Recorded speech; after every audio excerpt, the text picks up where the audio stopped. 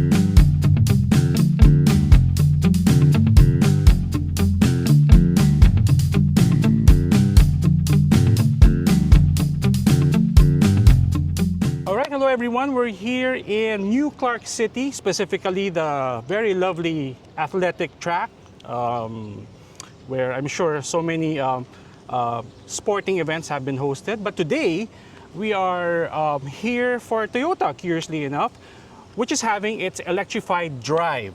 Now with us today is the Assistant Vice President for Toyota Motor Philippines, Ms. Jade Sison-Mendoza, who will tell us a little bit more about what's happening today. All right, now first off, thank you, Jade. Hello, Sir Cap, and thank you for having us here on, of course, Uncapped. So first off, that's just for context. As we record this, of course, everyone is aware of the challenges now with regard to gas prices, fuel prices in general, and other commodities as well. Now, Jade, taking off from that, please let us know what this event is all about, aside from, of course, enjoying the aforementioned electrified products from Toyota and Lexus. Yeah, of course. So, like you mentioned earlier, today we are at New Clark City, and Toyota and Lexus are both here for the Go Electrified Drive. And of course, with what you mentioned earlier about the certain climate that we have right now, of course, Toyota and Lexus are both one with that, with the sentiment that most of the public have. And going back to where, I mean, it's actually something that we've already been planning for a long time in terms of this event, because it's not specific to that, in terms of the timing, but it's more of like also still communicating the multi-pathway approach that both Toyota and Lexus have been communicating ever since. That the obvious intention is always trying to go for a carbon neutral future, having more sustainable options, more sustainable choices. And this is actually, I think, a good way for us to also be able to promote better driving habits, for us to be able to be more prudent as well, for having like sustainable options. Hybrid has always been one of the more attainable ways to go into electric driving.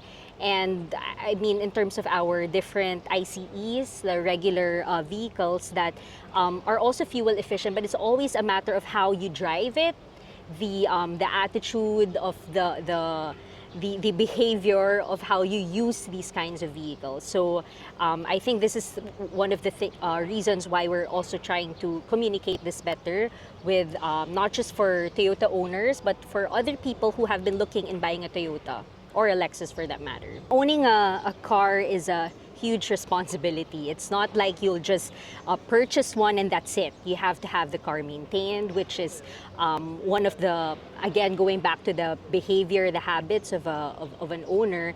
And, you know, with Toyota, with the solid dealer network that we have and the tried and tested services of our after sales and even down to the parts, those are the things that you would really consider in, you should also be considering when you purchase a vehicle, not just like driving it and that's it, like more of a transactional kind of relationship. But True. you have to understand all the other responsibilities that come with it. And going back to our conversation earlier of having better driving habits, smarter driving habits, and, you know, saving trips, being more fuel efficient, those are the things that we should be able to keep in mind when we purchase a vehicle. As your chairman has said in the past, carbon is the enemy, not a specific kind of powertrain, right?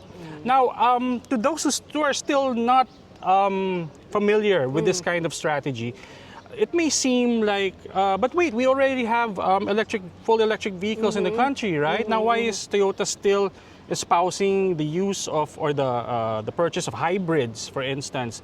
What is the bigger picture like for Toyota, and why does it continue to adopt this kind of strategy for its mobility products? Yeah, so Toyota doesn't just stop with hybrid electric vehicles or just battery electric vehicles.